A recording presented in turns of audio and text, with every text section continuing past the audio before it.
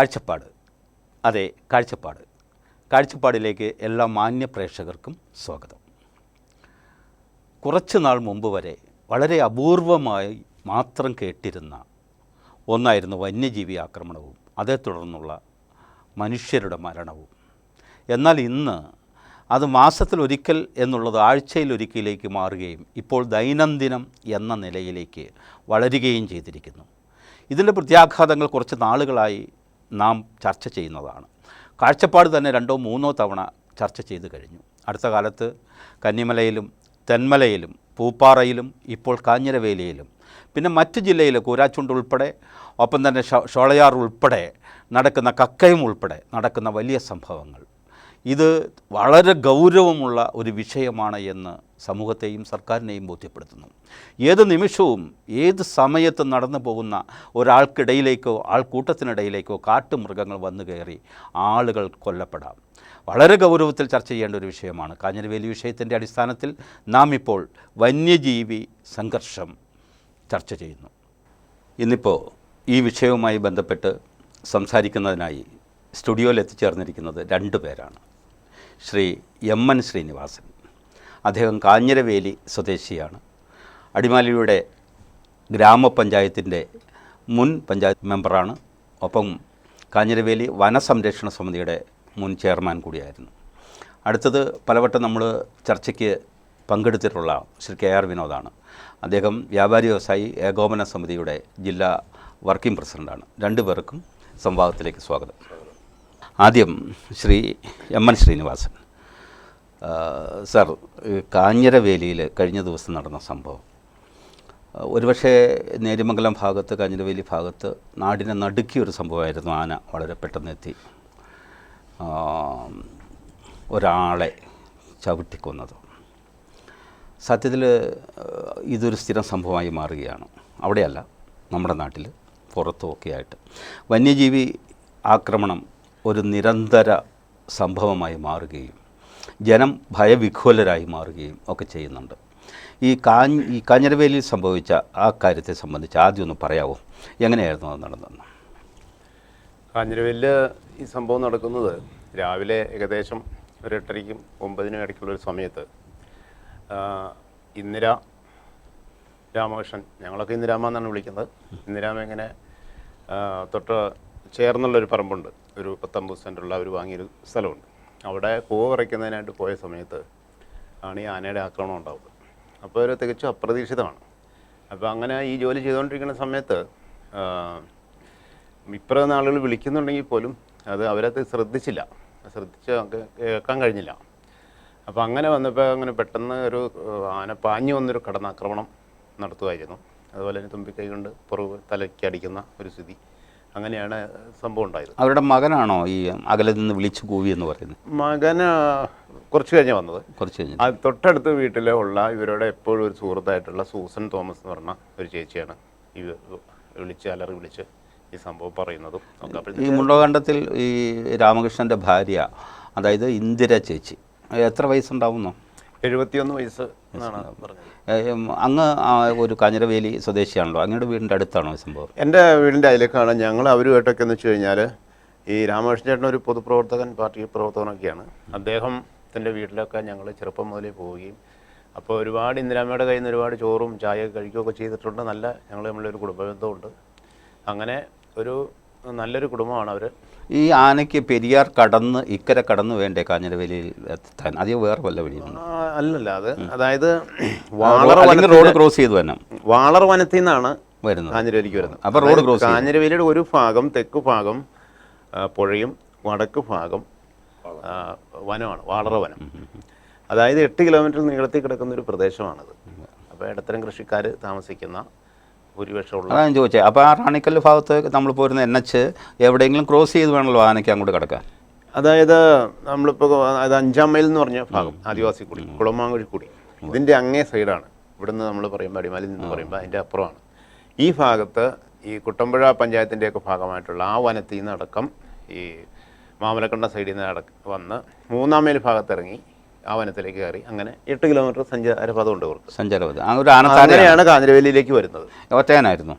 ഒറ്റയാനായിരുന്നു. ഇത് കാഞ്ഞിരവല്ലിയിൽ ആദ്യത്തെ സംഭവമാണോ? കാഞ്ഞിരവല്ലിയിൽ ഇത് ഇത്തരത്തിലൊരു ദാരുണമായ സംഭവം ആദ്യത്തെയാണ്. പിന്നെ നമ്മുടെ മാതാപിതാക്കളൊക്കെ പറഞ്ഞിട്ടുള്ള ഒരു 50 വർഷം മുമ്പ് ഒരു സ്ത്രീ അവിടെ കൊല്ലപ്പെട്ടതായിട്ട്, ആന ചവിട്ടി കൊന്നായിട്ട് പറയുന്നുണ്ട്. അച്ഛനും അമ്മയൊക്കെ പറഞ്ഞ് കേട്ടിട്ടുണ്ട്.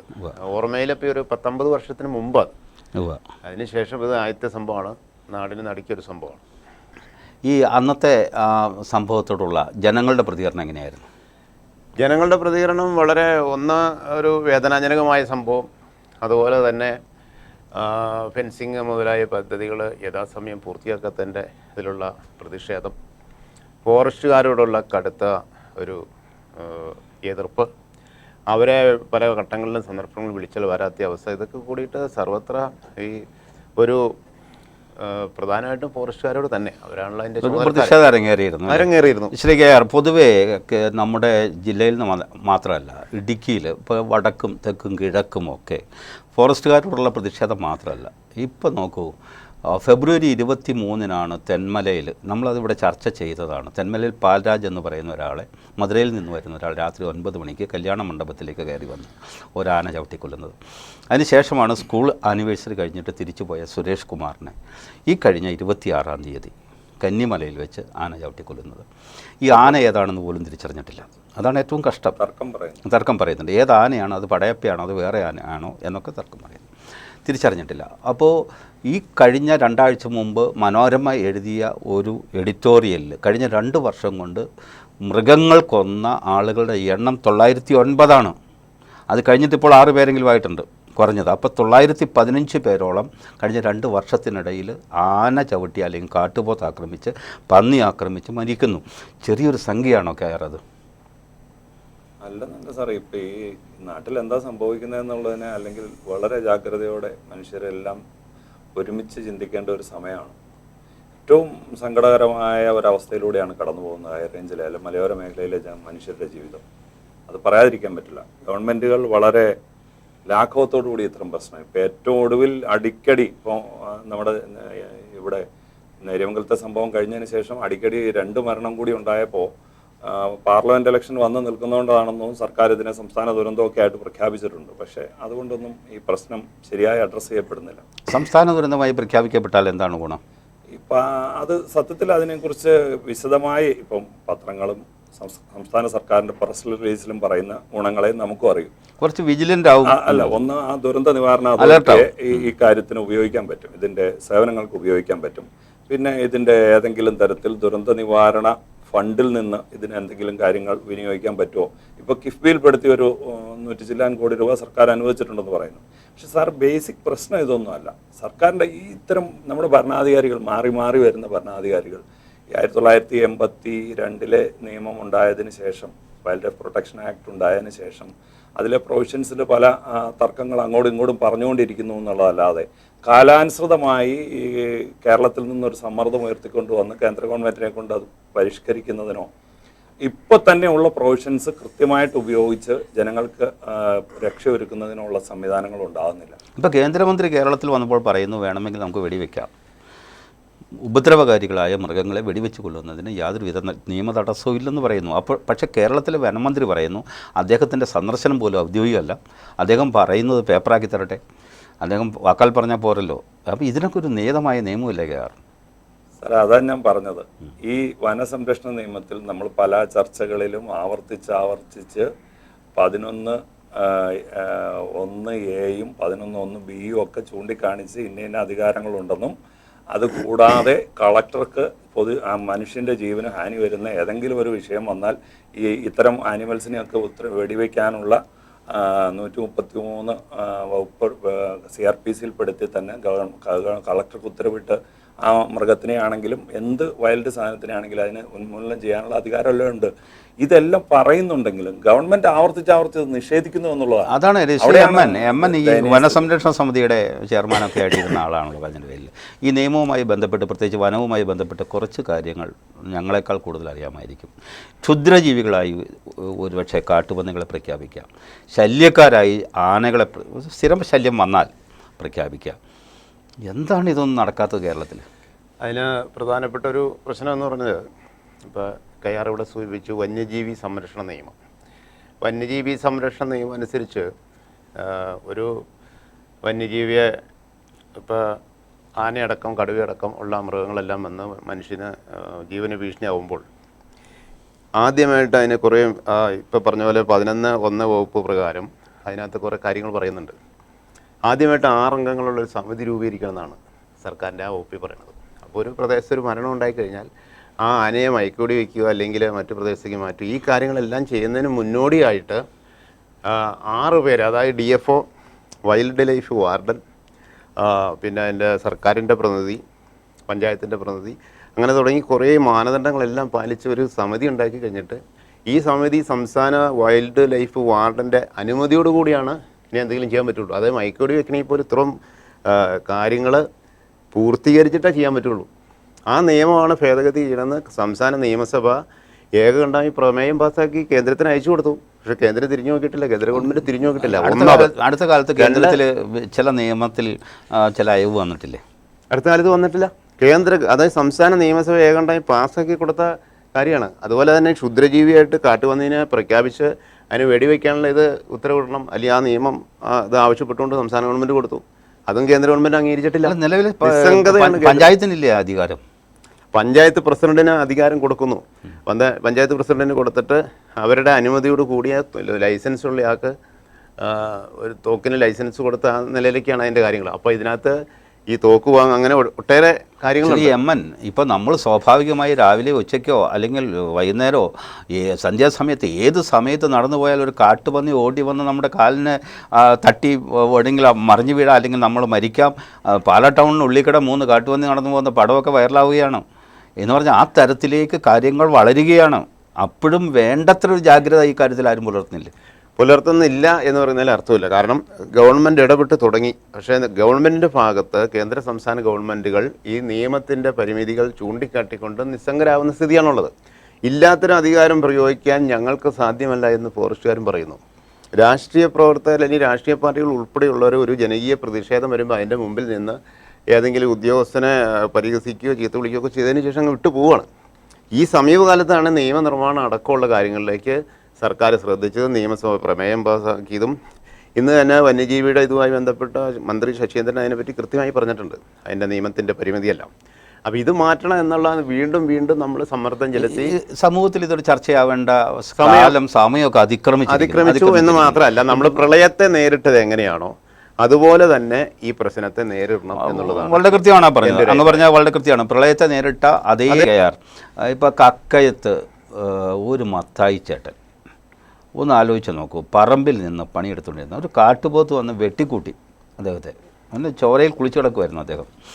മറ്റൊന്ന് എന്ന് പറയുന്നത് ഷോളയാർ വനമേഖലയിൽ ഇപ്പോൾ ആദിവാസികൾക്കിടയിൽ ആന അവരുമായിട്ട് വളരെ സൗഹൃദത്തിലാണെന്നും വന്യജീവികൾ അവർക്കിടയിൽ മരണം കുറവാണെന്നൊക്കെ ഇങ്ങനെ സോഷ്യൽ മീഡിയയിലൊക്കെ ആളുകൾ പറഞ്ഞുകൊണ്ടിരിക്കുന്ന സമയത്താണ് പെട്ടെന്ന് അവിടെ ഒരു ആദിവാസി മൂപ്പൻ രാജൻ്റെ ഭാര്യ വത്സ ആനയാൽ ചവിട്ടി മെതിക്കപ്പെടുന്ന അല്ലെങ്കിൽ കൊല്ലപ്പെടുന്നത്.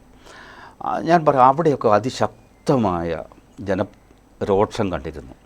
അവിടേക്ക് ജനങ്ങൾ ഒന്നിച്ചു നിന്നിരുന്നു. കാഞ്ഞിരവേലിയിൽ വന്നപ്പോൾ ആ സ്വഭാവത്തിന് മാറ്റം വന്ന് രണ്ടായി പോയതുപോലെ തോന്നുന്നുണ്ടോ?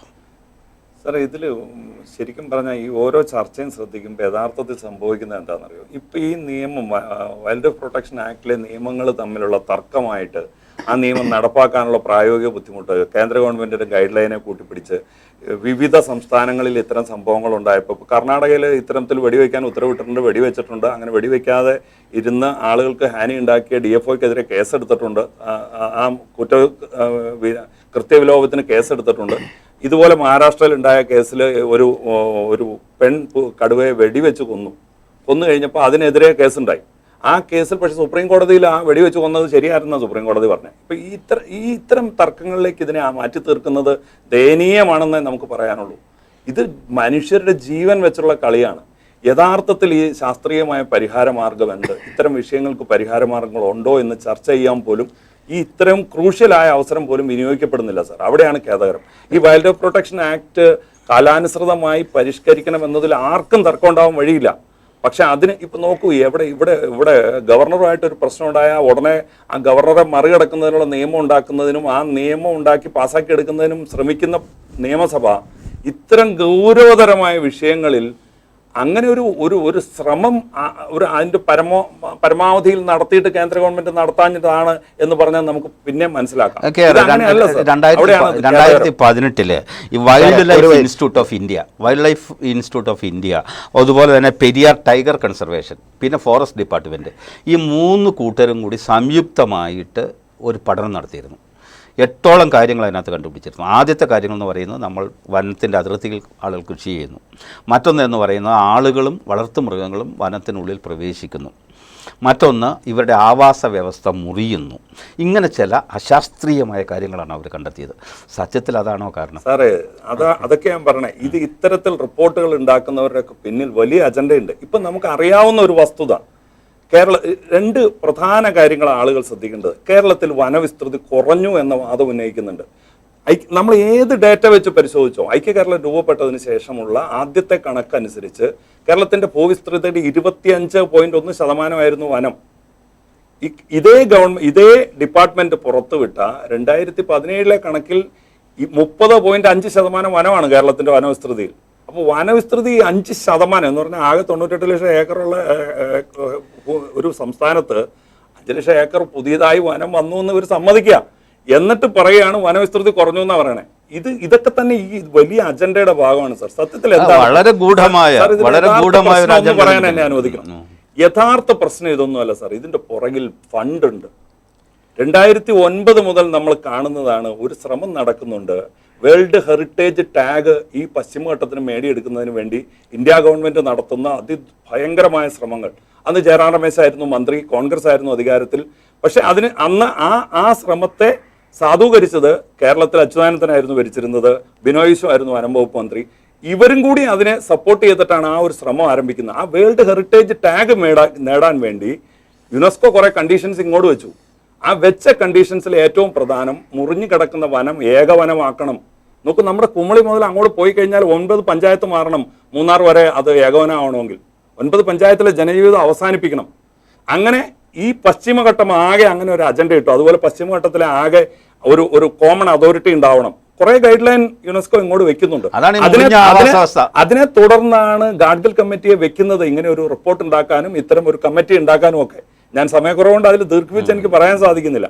ഈ അജണ്ട, ഈ എന്തിനാ വേൾഡ് ഹെറിറ്റേജ് ടാഗ്, ഇതെല്ലാം മനസ്സിലാക്കുമ്പോഴാണ് ആളുകൾക്ക് ഇതിന്റെ പുറകിൽ നമ്മുടെ ഭരണാധികാരികൾ ഒളിച്ചു കളിക്കുകയാണ്. ഇന്ന് ആ ബിനോയ് വിശ്വം CPIയുടെ സംസ്ഥാന സെക്രട്ടറിയാണ്, അഖിലേന്ത്യാ ജോയിന്റ് സെക്രട്ടറിയോ എന്തോ ഒരു വലിയ ഭാരവാഹിത്വത്തിലായിരിക്കുന്നത്.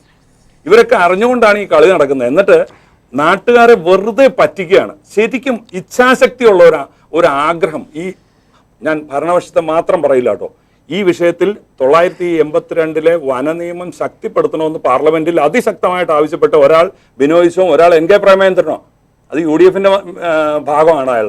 അപ്പൊ അത് UDFന്റെ നിലപാടല്ലെന്ന് പറയാൻ പറ്റുമോ? അവരന്ന് പ്രേമചന്ദ്രൻ UDFന്റെ ഭാഗമല്ല. അല്ല, ആയിരുന്നു. ഞാൻ പറയണത് എന്നാന്നറിയോ, ഇത് ഇങ്ങനെ പോയാൽ എങ്ങനെ സാധിക്കും? ഇത് ശരിക്കും ഒരു ലക്ഷക്കണക്കായ മനുഷ്യരെ ഏതെങ്കിലും തരത്തിൽ, അതുപോലെ സർക്കാർ പ്രഖ്യാപിക്കുന്ന പദ്ധതികൾ നോക്ക് സാറേ.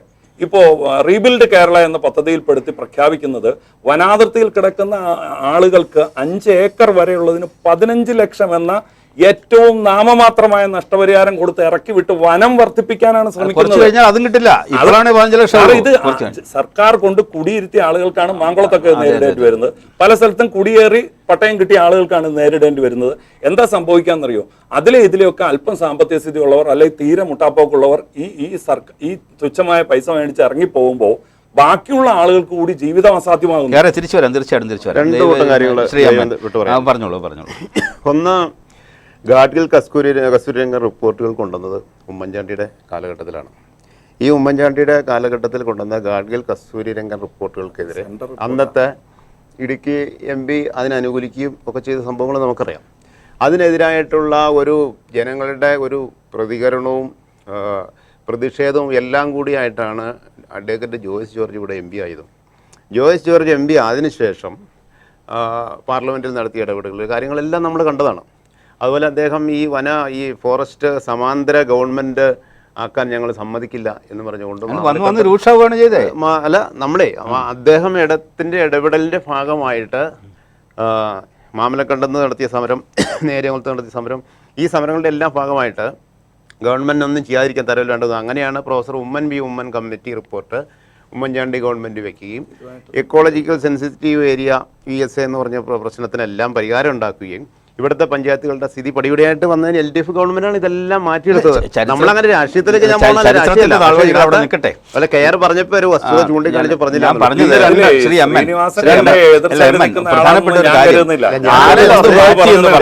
ഇപ്പോൾ നമുക്കിവിടെ ജീവിക്കാനുള്ള സംവിധാനം ഉണ്ടോ എന്നുള്ളതാണ്. നമുക്ക് ജീവിക്കണമെങ്കിൽ 1972 വന്യജീവി സംരക്ഷണ നിയമം, 1961 ഫോറസ്റ്റ് ആക്ട്, ഈ രണ്ട് നിയമത്തിൻ്റെയും ഭരണഘടനയെ തന്നെ പറയുന്നുണ്ടല്ലോ നിശ്ചിത കാലം കഴിയുമ്പോൾ ഇതെല്ലാം പരിഷ്കരിക്കണമെന്നെല്ലാം അംബേദ്കർ എഴുതി വെച്ചിട്ടുണ്ട്.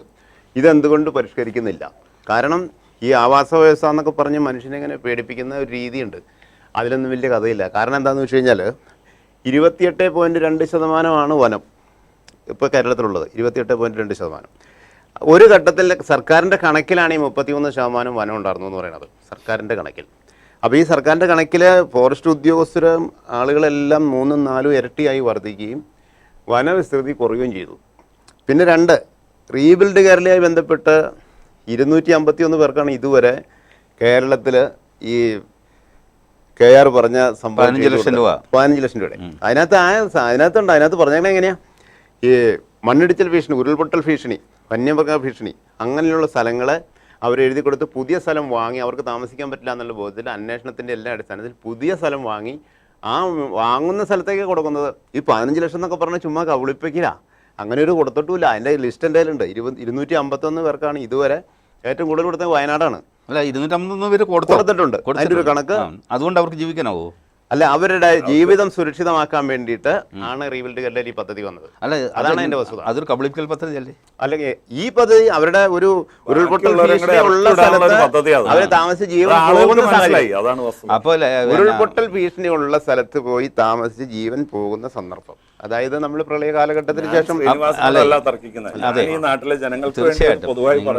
അല്ലാതെ നമ്മൾ പറഞ്ഞു വരുമ്പോൾ ഒരു വസ്തുതാപരമായ കാര്യങ്ങളെ ഞാൻ ചൂണ്ടിക്കാണിച്ചെന്നുള്ളൂ. ചോദിക്കുന്നത് അല്ല, സാർ പറഞ്ഞ ഒരു സമീപ ഭാവിയിൽ ഞാൻ ചോദിക്കട്ടെ, സമീപ ഭാവിയിലോ അല്ലെങ്കിൽ വിദൂര ഭാവിയിലോ ഈ നമ്മളിവിടെ നിന്ന് ഇവിടെ കുടിയേറിയ നിയമാനുസൃതം കുടിയേറി പട്ടയ സ്ഥലത്ത് താമസിക്കുന്ന, പട്ടയില്ലാത്ത സ്ഥലത്ത് ഉൾപ്പെടെ താമസിക്കുന്ന ഹൈറേഞ്ച് ജനത കുടിയിറക്കപ്പെടുമോ? ഹൈറേഞ്ച് ജനത കുടിയിറക്കപ്പെടുമോ എന്ന് ചോദിച്ചു കഴിഞ്ഞാൽ കുടിയിറക്കില്ല എന്ന്. ഇനി വരുന്നൊരു തലമുറയ്ക്ക് ഇവിടെ വാസം സാധ്യമാണ്. അതിനാണല്ലോ ഗവൺമെൻറ് ഇവിടെ പുതിയ നിയമം ഉണ്ടാക്കി. 2019 മുതൽ അതിൻ്റെ സർക്കാർ ഉറപ്പ് കൊടുത്ത് ഭൂപതിവ് അത് പട്ടയം കൊടുക്കുന്നതിന് വേണ്ടിയിട്ട് കഴിഞ്ഞ നിയമസഭ പാസ്സാക്കിയതും ഗവൺമെൻറ് ഗവർണർ ഒപ്പിടാത്തതുമായ നിയമമുണ്ട്. ആ നിയമം സംബന്ധിച്ച് അത് വിനോദേട്ടനെ സംബന്ധിച്ച് കൃത്യമായിട്ട് അറിയാനേ പറ്റി. പറയുമ്പോഴും വളരെ നിശബ്ദമായിട്ട് ഇടുക്കിയുടെ മലമടക്കുകളിൽ നിന്ന് വലിയൊരു കുടിയിറക്ക് സംഭവിക്കുന്നുണ്ട്. ഇപ്പോൾ അത് നിശബ്ദമായി സ്വയം ഇറങ്ങി പോകുന്നുണ്ട്. അതിൻ്റെ സാമൂഹികമായ പ്രശ്നങ്ങൾ മറ്റു പല പ്രശ്നങ്ങളുടെയും ഭാഗമായിട്ടാണ്. സാമ്പത്തികമായി അല്പ ഉന്നതിയിലേക്ക് വരുന്നവർ, മക്കളൊക്കെ പുറത്തുപോയി പഠിച്ച് നല്ല സാമ്പത്തികമായി കുടുംബം ഈ കൃഷിയുടെ ഒരു വരുമാനം ഇല്ലാതെ സർവൈവ് ചെയ്യും, ആ കുടുംബം സർവൈവ് ചെയ്യും എന്നൊരു ഘട്ടം വരുമ്പോൾ മക്കൾക്ക് സാഹചര്യം ആകുമ്പോൾ നേരുമംഗലം പാലത്ത് അപ്പുറത്തേക്ക് പോയാൽ എൻ്റെ പപ്പായും മമ്മിയും കുറേ നന്നായി ജീവിച്ചോളൂല്ലോ, അവർ ഇത്രയും കാലം കഷ്ടപ്പെട്ടോളൂ എന്ന് ഏത് മക്കളും ചിന്തിക്കും. അത് ആൺകുട്ടി അങ്ങനെ സ്വാഭാവികമായി ചൂടുള്ള പലരും സംഭവിക്കുന്നത് എന്താ, പലരും സംഭവിക്കുന്നതെന്ന് വെച്ചാൽ ഇവിടുത്തെ കൃഷി ഇവിടെ വിൽക്കാതെ ഉപേക്ഷിച്ചിട്ട് പോകുന്നു. ഇവിടെ സംഭവിക്കുന്ന ഒരു തുറന്താ ഞാൻ പറയണേ. ഇവർ ഉപേക്ഷിച്ചിട്ട് പോകുമ്പോൾ എന്താണെന്ന് പറയും, ഈ സ്ഥലം ചെറിയ വനമായി മാറുക. കാര്യം ചുറ്റുവട്ടത്തുള്ളവന് കാട്ടുപന്നിയുടെ ശല്യം കാരണം പിന്നെ കൃഷി ചെയ്യാൻ പറ്റില്ല. ഇവന്റെ 5 ഏക്കർ ഇവിടെ കിടക്കുകയാണെങ്കിൽ കൃഷി ചെയ്യുന്നില്ലെങ്കിൽ ഇതൊരു മിനി വനമായിട്ട് മാറും. അവിടെ പന്നിയും കുരങ്ങും എല്ലാം വന്ന് പെറ്റി കിടക്കും. തൊട്ടടുത്ത ആൾക്ക് കൃഷി സാധിക്കില്ല. ഇത് ഒരു സൈഡാണ്. പിന്നെ ഇടുക്കിയിൽ കൃഷി നടത്തി സാമ്പത്തികം ഉണ്ടായവർ, അല്ല വ്യവസായം നടത്തി സാമ്പത്തികം ഉണ്ടായവർ പുറത്തേക്ക്, അതിനൊക്കെ വളരെ കൃത്യമായ ഡാറ്റ ഞാൻ മുമ്പൊരിക്കൽ ചർച്ചയിൽ ഇവിടെ വന്നപ്പോൾ പറഞ്ഞു. ഇവിടുത്തെ പള്ളികളുടെ ഇടവകളുടെ കണക്കെടുത്താൽ മതി. ഞങ്ങൾക്ക് ഈ അച്ഛന്മാരുമായിട്ട് ഈ വിഷയങ്ങളിലൊക്കെ, പ്രത്യേകിച്ച് അവർ ഈ വിഷയങ്ങൾ പൊതുജനെ ബാധിക്കുന്ന എല്ലാ വിഷയങ്ങളിലും അങ്ങനെ കണക്കെടുക്കുമ്പോൾ ഒരു ഇടവകയിൽ ഞാൻ പറയാം 200 കുടുംബം കുറഞ്ഞ ഇടവകയുണ്ട് ഇവിടെ. ഞാനിപ്പോൾ ഓരോന്നിൻ്റെ ഡാറ്റ പറയാൻ ഇപ്പോൾ സമയക്കുറവോട് പറയുന്നില്ല. അതായത് 200 കുടുംബം ഒരു ഇടവകയെ കുറയുന്നു എന്ന് പറഞ്ഞാൽ എന്താ സംഭവിക്കുന്നത്? 485 ഞാൻ ഒരിക്കൽ കണക്കെടുത്തത്. മലയിറങ്ങി അതെ സാഹചര്യമുള്ളവർ. സാർ പോക്കടമില്ലാത്തവരെന്ത് ചെയ്യും? ഈ കൃഷി ഒരു അവസാന ജീവിതമാർഗമായിട്ടിരിക്കുന്നവൻ, അല്ലെങ്കിൽ ഈ ഭൂമി അവൻ്റെ ആ ഭൂമി വെച്ചിട്ടുള്ള എന്തെങ്കിലും ചെറിയൊരു ഹോം സ്റ്റേയോ സംവിധാനമോ അല്ലെങ്കിൽ എന്തെങ്കിലും കൃഷിയോ ചെയ്ത് ജീവിക്കുന്നവൻ, അല്ലെ ഒരു സ്ഥലം പാട്ടത്തിനെടുത്ത് കൃഷി ചെയ്യുന്നവൻ, അവൻ എവിടെ പോകും? ഈ എന്നാ പറയൂ, നമ്മുടെ പരാതി എന്താ? ശാസ്ത്രീയമായി ഇത്തരത്തിൽ മാൻ ആനിമൽ കോൺഫ്ലിക്റ്റിനെ പരിഹരിക്കുന്നതിന് നമ്മുടെ വികസിത ലോകം അംഗീകരിച്ച മാനദണ്ഡങ്ങളുണ്ട്. ആ മാനദണ്ഡങ്ങൾ ചർച്ച ചെയ്യാൻ സർക്കാർ തയ്യാറാവുന്നില്ല, അത് നടപ്പാക്കാൻ തയ്യാറാവുന്നില്ല.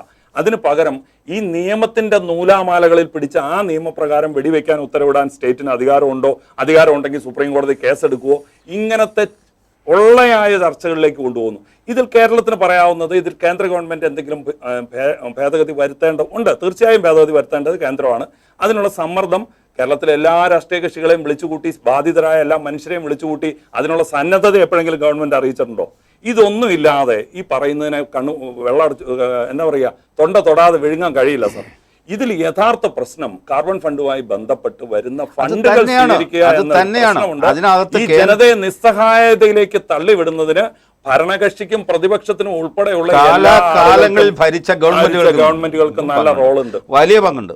പാവങ്ങളാണ്. ശ്രീ എം എൻ, ഇപ്പോൾ താങ്കളുടെ നാട്ടിൽ പുതിയ പാലം വരികയാണ്, നേര്യമംഗലത്ത് സമാന്തര പാലം വരികയാണ്.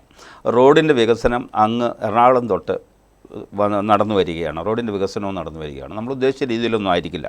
അത് വേറൊരു ചർച്ചയ്ക്ക് വിഷയീഭവിക്കേണ്ടതാണ്. ഞാൻ ചോദിക്കാൻ വരുന്നത്, ഈ റോഡ് വികസനവും പാലം വികസനവും ഒക്കെ ഈ ഹൈറേഞ്ചിലെ സാധാരണ ജനങ്ങളെ കണ്ടുകൊണ്ടാണെന്ന് ശ്രീ എം എൻ വിചാരമുണ്ടോ?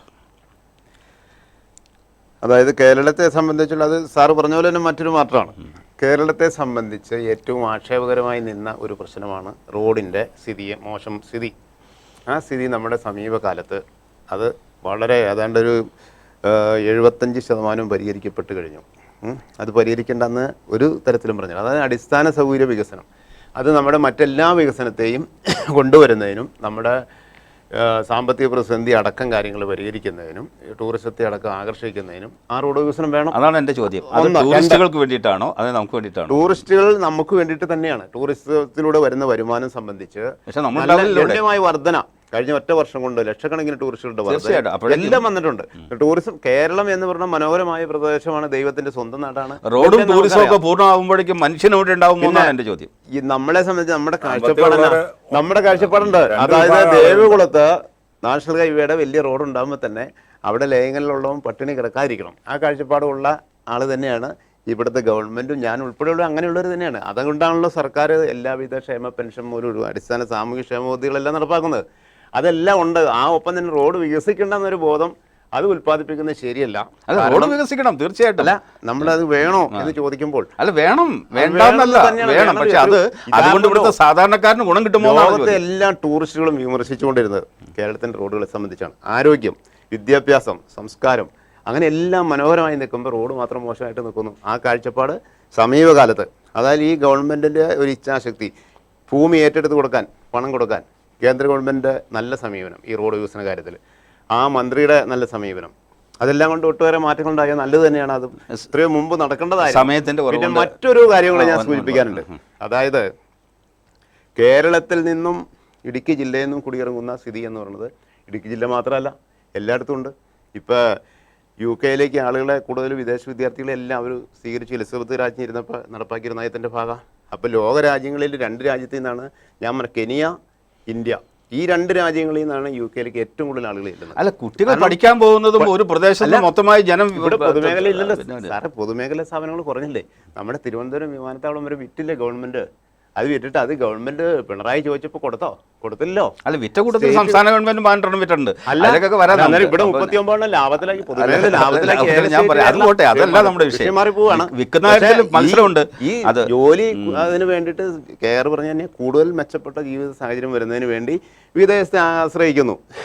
പണ്ടെങ്ങനെയാന്ന് വെച്ച് കഴിഞ്ഞാൽ നമ്മുടെയൊക്കെ നേതാക്കള് ഗാന്ധിയൊക്കെ ദക്ഷിണാഫ്രിക്ക പഠിച്ചിട്ട് ഇവിടെ വന്നിട്ട് കുപ്പായി ഊരി ഇവിടെ സേവിച്ചു. സമയത്തിൻ്റെ കുറവുകൊണ്ട് ഞാൻ ഈ കാഞ്ഞിരവേലി വിഷയത്തിലേക്ക് ഒന്നും കൂടി 2 പേരുടെയും ശ്രദ്ധ ക്ഷണിക്കുകയാണ്. ഈ കൂരാച്ചുണ്ട് പഞ്ചായത്തിൽ ഇങ്ങനെയുള്ള സംഭവം നടന്നപ്പോൾ LDF UDF ഒന്നിച്ചായിരുന്നു hartal. Shri KR, മിക്ക സ്ഥലങ്ങളിലും ഇപ്പോൾ പൂപ്പാറ പഞ്ചായത്ത് പ്രസിഡന്റ്, LDFൻ്റെ പഞ്ചായത്ത് പ്രസിഡന്റാണ് ശ്രീ ലിജു, അദ്ദേഹം ഉൾപ്പെടെ സമര രംഗത്തുണ്ടായിരുന്നു. പല രംഗത്തും അങ്ങനെ ഉണ്ടായിരുന്നു. അതൊരു സർക്കാരിനെതിരെയുള്ളതല്ല, ജനങ്ങൾക്ക് അനുകൂലമായി നിൽക്കുക എന്നുള്ളതാണ്. പക്ഷേ കാഞ്ഞിരവേലി സംഭവത്തിൽ പലപ്പോഴും അത് വളരെ പെട്ടെന്ന് കോതമംഗലത്ത് അതിൻ്റെ വിഷയം രാഷ്ട്രീയമായി മാറുകയും 2 ചേരിയായി ജനങ്ങൾ തിരിക്കപ്പെടുകയും ചെയ്തു. കേരളം എന്താണ് അതിൻ്റെ അർത്ഥം? സാർ, ഈ കാര്യത്തിൽ ഇതാണ് സാർ ഏറ്റവും പ്രധാനപ്പെട്ട പോയിന്റ് എന്നാണ് ഞാൻ കരുതുന്നത്. എന്തായിരിക്കണം ഇനി ഫോക്കസ് എന്നുള്ളതാണ് നമ്മൾ ഈ വിഷയത്തിൽ ചർച്ച ചെയ്യേണ്ടത്. കാര്യം നമ്മളുടെ ആധുനിക ജനാധിപത്യത്തിന് നിരക്കാത്ത രീതിയിൽ നിരാലംബരായ മനുഷ്യരെ വന്യമൃഗങ്ങൾ ആക്രമിച്ച് കൊലപ്പെടുത്തുന്നു, അത് തിന്നും ചവിട്ടി കൊന്നും ഒക്കെ കൊലപ്പെടുത്തുന്നു എന്ന് പറയുന്നത് ഒരു പരിഷ്കൃത സമൂഹത്തിന് അംഗീകരിക്കാൻ പറ്റില്ല. ഇതിനെ എങ്ങനെ കറക്റ്റായി കൃത്യമായി അഡ്രസ്സ് ചെയ്യാം എന്നുള്ളൊരു ചർച്ചയിലേക്ക് എല്ലാ മാധ്യമങ്ങളും എല്ലാ സംഘടനകളും പോകണമെന്നാണ് ആദ്യമായി പറയാനുള്ളത്. അതിന് എനിക്ക് പറയാനുള്ളത്, ഞങ്ങളുടെ ഒരു സംഘടനയുടെയോ അല്ലെങ്കിൽ ഞങ്ങളുടെ ഒരു നിർദ്ദേശമായിട്ട് പറയാനുള്ളത്, ഗവൺമെൻറ് ഇത്തരത്തിൽ ബാധിതരായ ആളുകളുടെയും രാഷ്ട്രീയ കക്ഷികളുടെയും സംയുക്ത യോഗം വിളിച്ചു കൂട്ടണം. കഴിയുമെങ്കിൽ പാർലമെന്റ് ഇലക്ഷന് മുൻപേ. അത് ഒരുപക്ഷെ ഈ കക്ഷി രാഷ്ട്രീയത്തിന്റെ കളങ്ങളിലുള്ള പടംവെട്ട് കാരണം ചിലപ്പോൾ കഴിഞ്ഞില്ലെങ്കിൽ ഏറ്റവും അടുത്ത ദിവസം വിളിച്ചു കൂട്ടിയിട്ട് പൊതുവായ തീരുമാനങ്ങൾ ഉണ്ടാവണം. ഇപ്പം നമ്മുടെ ഇപ്പോൾ ഈ വാൻ ആനിമൽ കോൺഫ്ലിക്റ്റിനെ പരിഹരിക്കാൻ വേണ്ടി കള്ളിങ് എന്ന് പറയുന്നത് ഏറ്റവും എക്സ്ട്രീം ഒരു മാർഗ്ഗമാണ്. മൃഗങ്ങളെ കൊന്നു കളയുക, എണ്ണം കൃത്യതയിലാക്കുന്നതിന് വേണ്ടി. അതിന് താഴെ ഒരുപാട് മാർഗങ്ങളുണ്ട്. ഇപ്പം ഈ ആനയടക്കം ഒരുപാട് മാർഗങ്ങൾ, വനത്തിന്റെ ഉള്ളിൽ വന്യമൃഗങ്ങൾക്ക് വെള്ളം കുറവുള്ളിടത്ത് വെള്ളം എത്തിക്കുന്നതിനുള്ള സംവിധാനം, ഭക്ഷണം എത്തിക്കുന്നതിനുള്ള സംവിധാനം, അതുപോലെ തേനീച്ചയെ ഉപയോഗിച്ചുകൊണ്ട് തേനീച്ച ആഫ്രിക്കൻ രാജ്യങ്ങളിലൊക്കെ പരീക്ഷിച്ച് വിജയിച്ച ഒരു സംഭവമാണെന്ന് ഇപ്പോൾ നമുക്ക് ഗൂഗിൾ സെർച്ച് ഒക്കെ നടത്തിയ സിമ്പിളായിട്ട് കിട്ടും. അപ്പോൾ അത്തരം മാർഗങ്ങൾ ഏതൊക്കെ സ്വീകരിക്കാമോ അതെല്ലാം അടിയന്തരമായി സ്വീകരിച്ച് മനുഷ്യന് ആർട്ടിക്കിൾ 21 റൈറ്റ് ടു ലൈഫ് എന്ന് പറയുന്നത് എങ്ങനെയെങ്കിലും ജീവിക്കാനുള്ള ഒരു അവകാശമല്ല, സ്വാതന്ത്ര്യത്തോടെ ധൈര്യത്തോടെ ജീവിക്കാനുള്ള ഒരു അധികാരമില്ല. ഭരണഘടന തരുന്ന കാഞ്ഞിരവേലി പ്രശ്നത്തില് ഈ സത്യത്തില് കോതമംഗലത്ത് നടന്ന സംഭവങ്ങൾ രാഷ്ട്രീയമായ ചേരിതിരിവുണ്ടായോ? രാഷ്ട്രീയമായ ഒരു വിഭാഗം രാഷ്ട്രീയമായി തിരിച്ചു എന്നുള്ളതാണ്. ഞങ്ങളവിടെ ഈ ദുഃഖാർത്ഥമായ വാർത്ത കേട്ട് ഞാനടക്കം രാവിലെ തന്നെ കിട്ടുന്ന വണ്ടിയൊക്കെ വിളിച്ച് എല്ലാവരും ഒന്നിച്ച് എല്ലാവരും കൂടെ അങ്ങോട്ട് ചെല്ലുകയാണ് കോതമംഗലത്ത് ചെന്ന് എല്ലാവരും കൂടി ആലോചിച്ച് എല്ലാ രാഷ്ട്രീയ പാർട്ടികളുടെ ആൾക്കാരും എല്ലാവരും ഉൾപ്പെടെ കൂടി ആലോചിച്ച് ഒരു പ്രതിഷേധത്തിൻ്റെ, അപ്പോൾ അടങ്ങാത്ത രോഷം ഈ വിഷയത്തിലുണ്ട്. കാരണം പല പദ്ധതികളും മുടങ്ങി. 3 വർഷമായിട്ട് ഒരു പദ്ധതി ഇവിടെ നടക്കുന്നില്ല, ഫെൻസിങ് നടക്കുന്നില്ല, കുറേ പ്രശ്നങ്ങളുണ്ട്. അപ്പോൾ അത് നിരന്തര ചർച്ചയും ഇടപെടലും എല്ലാം ഉണ്ട്. ഈ ഘട്ടത്തിൽ അവിടെ ബഹുമാനപ്പെട്ട നമ്മുടെ MP ഞങ്ങളെല്ലാം അവിടെ നിൽക്കുമ്പോൾ ഞങ്ങളെ മാറിയൊരു തക്കത്തിന് നിസ്സഹായനായിട്ടൊരു ഭാര്യ മരണപ്പെട്ടു, അനാഥനായിട്ട് നിൽക്കുന്ന ഇതിൽ ആ രക്ഷകർത്താവിനോട്, അതായത് രാമകൃഷ്ണൻ ചേട്ടനോട് ചോദിച്ചു, ഇങ്ങനെ ഒരു പ്രതിഷേധത്തിൻ്റെ ഇതിന് കൊണ്ടുപോവുകയാണ് എന്നുള്ള നിലയിൽ പറഞ്ഞു. അന്നേരം ഞങ്ങൾ ആരുമില്ല, കാഞ്ഞിരവേലിക്കാരും ആ പ്രതിഷേധത്തിൽ പങ്കെടുക്കുന്നില്ല. അതാണ് അതിൻ്റെ പ്രത്യേകത. 1-2 പേര് യാദൃശ്ചികമായിട്ട് പോയെന്നുള്ളൂ. ബാക്കി ഒരു കാഞ്ഞിരവേലിക്കാരനും ഒരു പാർട്ടിക്കാരനും ഇല്ല. CPM ഇല്ല, കോൺഗ്രസും ഇല്ല, BJP ഇല്ല. ഇവരതിനകത്ത് ഡീൻ കുര്യാക്കോസ് ഒരു ജനപ്രതിനിധിയായി കഴിയുമ്പോൾ പാലിക്കേണ്ട മര്യാദ പാലിക്കാതെ അദ്ദേഹത്തിൻ്റെ നേതൃത്വത്തിൽ എറണാകുളം DC പ്രസിഡന്റ് പിടിച്ചു പറിച്ചിടുന്ന കൊണ്ടുപോയത്. നിഷ്പക്ഷമായി ചോദിക്കട്ടെ, ഒരു ജനപ്രതിനിധി എന്ന നിലയിൽ അദ്ദേഹത്തിന് ചെയ്യാനുള്ള അവകാശമുണ്ടോ? അദ്ദേഹം ചെയ്യുമ്പോൾ എല്ലാവരും കൂടി ആലോചിക്കണ്ടോ? തീർച്ചയായിട്ടും അവിടെയാണ് ഇവർ ഒരു ഖദർദാരികളായ ഒരു പറ്റത്തിൻ്റെ കൈകളിൽ, അല്ലെങ്കിൽ അവരുടെ ഒരു എന്താ പറയുക, ഇത്തരം ഒരു ഘട്ടത്തിൽ ഒരു നിർവികാരമായിട്ട് നിൽക്കുന്ന ഘട്ടത്തിൽ അദ്ദേഹം പിന്നീട് പറഞ്ഞത് അതായത് അങ്ങനെ പൊതു പ്രതിഷേധം എന്നാണ് ഞാൻ ധരിച്ചത്. പിന്നെ അതിനെ തള്ളി പറയേണ്ടതില്ല എന്ന നിലപാടും പുള്ളി പിന്നീട് സ്വീകരിക്കുകയുണ്ടായി. പക്ഷെ ഞങ്ങൾ എന്നാ കണ്ടേ, ഞങ്ങൾ നേരെയുള്ള റേഞ്ച് ഓഫീസിൻ്റെ മുമ്പിൽ മഹാപ്രതിഷേധം, നീണ്ടപാറ മുതലുള്ള ചമ്പൻകുഴി മുതലുള്ള മുഴുവൻ ആളുകളോട് അങ്ങോട്ട് വരാൻ പറയും, എല്ലാവരും അവിടെ കേന്ദ്രീകരിക്കാൻ പറയും. പോലീസ് തന്നെ അവിടെ വന്ന് സമരം നടക്കുമെന്നുള്ള നിലയിൽ വന്നു, ഫോറസ്റ്റുകാർ വന്നു, എല്ലാം. പക്ഷേ ആ ഘട്ടത്തിൽ 2 മണി എന്ന് പറയുന്ന സമയത്ത് ഇവരുടെ ഈ ഡെഡ് ബോഡി എടുത്തുകൊണ്ടുള്ള ഈ ഡീൻ കുര്യാക്കോസിനോടൊപ്പം മുഹമ്മദ് ഷിയാസ് ഉണ്ടായിരുന്നു, DC പ്രസിഡന്റ്. ഞാൻ ചോദിക്കട്ടെ, ഈ കോതമംഗലം MLA ഒരു പ്രസൻസ് സ്ഥലത്തില്ലായിരുന്നു? കോതമംഗലം MLA ഏറ്റവും രാവിലെ അവിടെ വന്നത്. ഞങ്ങൾ ചെല്ലുമ്പോൾ അവിടെ കോതമംഗലം MLA ആണ് ഉള്ളത്. ഇവിടുത്തെ MLA ദേവികുളത്ത് നിന്ന് വരാനുള്ള ഒരു സകലം താമസം, എത്തിച്ചേരാനുള്ള ഒരു ബുദ്ധിമുട്ട്, അത് മാത്രമേ ഉണ്ടായുള്ളൂ. ഇവിടെ നിന്നുള്ള ലീഡർഷിപ്പ് എല്ലാം വന്നിരുന്നു അവിടെ. പക്ഷേ അല്പം താമസിച്ചു പോയി. ഈ കാര്യങ്ങളെല്ലാം ആശുപത്രി മുഴുവൻ കാര്യങ്ങളും ചെയ്ത ആന്റണി ജോണാണ്. ഈ അവിടെ ഉണ്ടായ ചെറിയ രാഷ്ട്രീയമായ വിഭാഗീയതയാണോ പിന്നീട് ഈ മുഹമ്മദ് ഷിയാസിൻ്റെ പേരിൽ അല്ലെങ്കിൽ കുഴൽനാടിൻ്റെ പേരിൽ ഇങ്ങനെ അടിക്കടിക്കുള്ള കേസ് ഉണ്ടാവുന്നു? ഈ പ്രശ്നത്തിൽ ജനങ്ങളുടെ രോഷം രാഷ്ട്രീയമായി ഉപയോഗിക്കുക എന്നുള്ള തന്ത്രം, അതിന് കോൺഗ്രസിന് അനുകൂലമാക്കുക എന്നുള്ളൊരു രീതി ഒരു പ്രൊഫഷണൽ രാഷ്ട്രീയക്കാരെന്നുള്ള നിലയിൽ അവർ സ്വീകരിച്ചു. അത് ഇലക്ഷൻ വരുന്നതിൻ്റെ ഭാഗമായി മനഃപൂർവ്വം ചെയ്തു എന്നാണ് വിചാരിക്കുന്നത്. ഇതേ ഡീൻ കുര്യാക്കോസ് അവിടുത്തെ ഫെൻസിങ് പദ്ധതി ഒരു പ്രാവശ്യം അദ്ദേഹം അവിടെ വന്നതാണ്. ഒരു പദ്ധതി അവിടെ അദ്ദേഹം അനുവദിച്ചു തന്നില്ല, MP ഫണ്ടിൽ നിന്ന് തന്നിട്ടില്ല, ഒരു ശുപാർശ ചെയ്തിട്ടില്ല, ഒന്നും ചെയ്തിട്ടില്ല. എനിക്കറിയാം, ഞങ്ങൾ തന്നെ അദ്ദേഹത്തെ സമീപിച്ചിട്ടുണ്ട്. അദ്ദേഹം തന്നെ ഇവിടെ ഈ മൃതദേഹം വെച്ചുകൊണ്ടുള്ള വിലപേശലിൽ അതൊരു നിലവാരം കുറഞ്ഞ രാഷ്ട്രീയം. അല്ല, ഫെൻസിങ് വന്നു ഓർത്തുകൊണ്ട് ആന വരാതിരിക്കണം സത്യത്തിൽ പാർലമെന്റ് ഇലക്ഷൻ വന്നുകൊണ്ടാണ് ആ മരണത്തിനെങ്കിലും ഒരു ശ്രദ്ധ കിട്ടിയത്. ഇല്ലെങ്കിൽ അല്ലെ, ഞാൻ പറയണത് ഇത്തരത്തിലൊരു സമരം ചെയ്തത് ശരിയാണോ എന്ന് ചോദിച്ചാൽ എനിക്ക് അഭിപ്രായ വ്യത്യാസം ഉള്ള ആളാ. അത് ഇതിനു മുമ്പുള്ള മരണത്തിലൊന്നും ഇങ്ങനത്തെ ഒരു രൂക്ഷമായ സമരം ഇവർ ചെയ്യാത്ത എന്താന്നുള്ള ചോദ്യം എന്റെ മനസ്സിലുണ്ട്. പക്ഷേ എങ്ങനെയെങ്കിലും ഈ വിഷയം ഒന്ന് ഹൈലൈറ്റ് ചെയ്ത് വരണമല്ലോ. അടുത്തിട്ടാണെങ്കിലും ഇല്ലെങ്കിലും ശ്രീ എം.എൻ. ഇത് ജനങ്ങളുടെ ശ്രദ്ധയിൽ വരണ്ടേ? ജനങ്ങളുടെ ശ്രദ്ധയിൽ കൊണ്ടുവരാൻ ഞങ്ങൾ തീരുമാനിച്ചത്. അതിന് സംയുക്തമായിട്ട് നാഷണൽ ഹൈവേ ഉപരോധിച്ചുകൊണ്ട് നേര്യമംഗലത്ത് റേഞ്ച് ഓഫീസിന് മുന്നിൽ ഗംഭീരമായ സമരം, രോഷാകുലമായ സമരം നടത്തി പ്രതിഷേധം രേഖപ്പെടുത്താനാണ് തീരുമാനിച്ചത്. ഒരു ചോദ്യത്തിന് ഉത്തരം. ഈ സത്യത്തിൽ ആദ്യം കേരളം സൂചിപ്പിച്ചു, എന്നാൽ പോലും നമുക്ക് അവസാനിപ്പിക്കാൻ വേണ്ടിയിട്ടാണ്. ഒരു സംഭവം ഉണ്ടാകും, പ്രത്യേകിച്ച് ഒരു വന്യജീവി ആക്രമണം ഉണ്ടാകുമ്പോൾ അവിടെ ഒരു രാഷ്ട്രീയത്തിൻ്റെ പേരിൽ ജനങ്ങളെ സ്വാധീനിക്കാൻ വേണ്ടി മൃതദേഹം വെച്ച് വിലപേശുന്ന രീതിയോടൊന്നും നമുക്ക് ആർക്കും യോജിപ്പില്ല. പക്ഷേ എല്ലാവരും കൂടി ഒന്നിച്ച് നിന്ന് അതിശക്തമായി സർക്കാരിൻ്റെ ശ്രദ്ധയിൽപ്പെടുത്തേണ്ട ഒരു കാര്യത്തെയാണ് വളരെ തന്ത്രപൂർവ്വം വിഭാഗീയത സൃഷ്ടിച്ച് ജനങ്ങളെ സ്പ്ലിറ്റ് ആക്കുന്നത്. അത് ശരിയാണ്. ഇതിനെന്താ പോംവഴി എന്നൊന്നും ഒരു ഒറ്റമൂലി പറയാൻ പറ്റില്ല സാർ. ഞാൻ അതിൻ്റെ കാരണങ്ങൾ ഉണ്ടാവാം. ഞാൻ പറയണത് ഇത്തരം വിഷയങ്ങളിൽ എല്ലാവരും ചേർന്ന് നിൽക്കണം. കാര്യം ഇവരെ എല്ലാവരും നമ്മൾ പ്രഖ്യാപിത ലക്ഷ്യം ഈ നാട്ടിലെ മനുഷ്യരുടെ സംരക്ഷണമാണല്ലോ.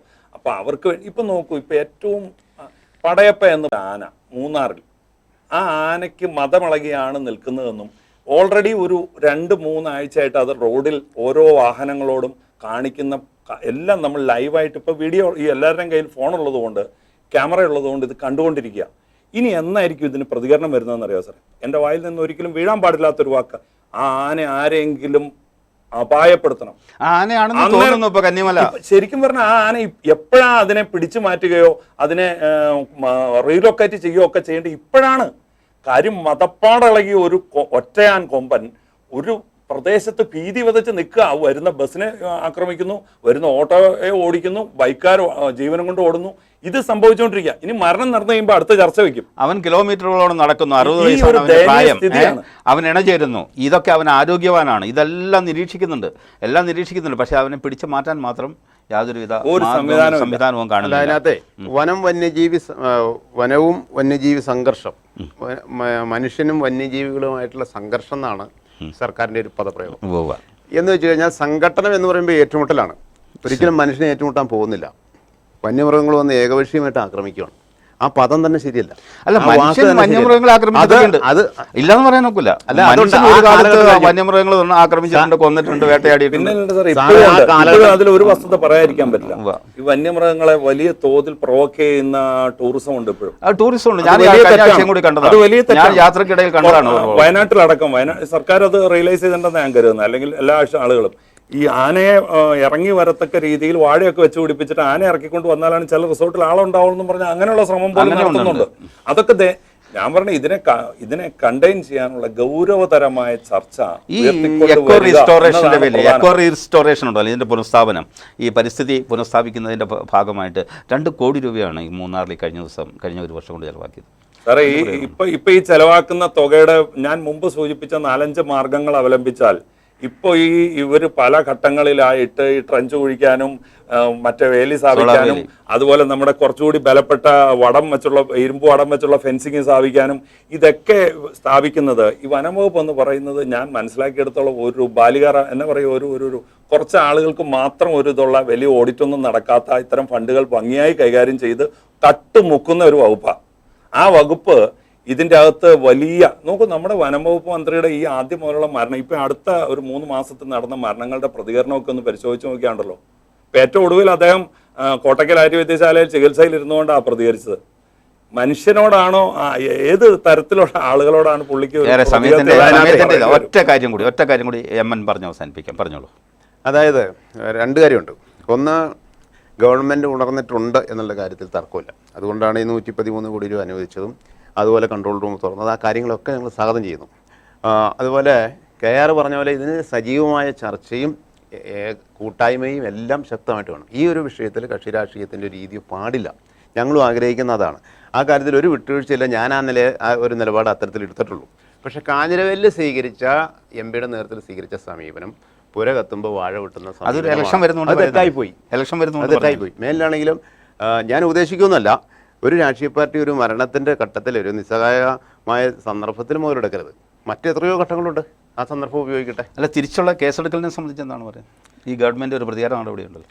പ്രതികാര നടപടി എന്ന് വെച്ചാൽ ഡിവൈഎസ്പിനകത്ത് പിടിച്ച് തള്ളുന്നതും ഒക്കെ നമ്മൾ കണ്ടതല്ലേ. അത് സ്വാഭാവികമായിട്ടും പോലീസിനെ കയ്യേറ്റം ചെയ്യുന്ന രീതിയിൽ കേസെടുക്കും. അതിപ്പോൾ ഞങ്ങളുടെയൊക്കെ പേരിൽ ഇഷ്ടംപോലെ കേസല്ല. കോടതിയൊക്കെ ചുമ്മാ വിടുന്നു, വന്നിട്ട് വെറുതെ വിടുന്നു, ജാമ്യം കൊടുക്കുന്നു.